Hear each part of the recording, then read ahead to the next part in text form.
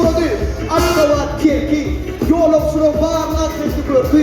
Vakitte neredeyin anlırdı belki. Uduyu koydu içeri, aliyamatlığı, eğer farı dedi. Karabekliği, şükür kaptanımdan çıktır bildi. Önüme dedim fil bakın geldi. Geçtim nerede çalacağım. Güdürümde boyma azap çekliği, eğer farı dedi.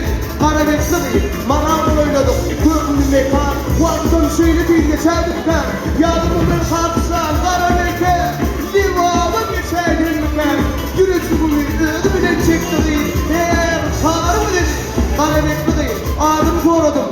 Diydi oğulca, yeninin can yoktur, bulmadan tımcan. Işkıldı ürtene, kıydırdı nurcan.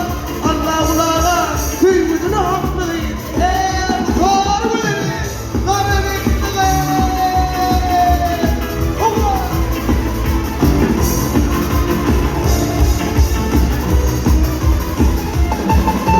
Masalı gelse açılır bağ gülleri. Masalı gelse lele takılır dıyları. Livaklı oynuya koy bayramın şanına.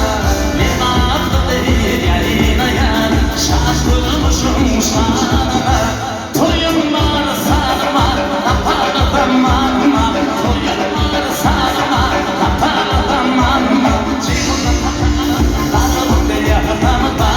Ceyhun'un takana kalbim deryama bana. Yaşımda tutayım çekimden sana çalacağım. Ağzımda mırgan ya çalacağım.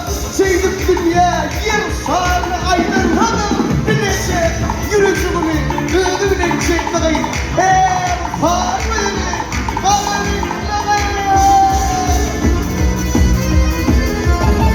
Ey güzel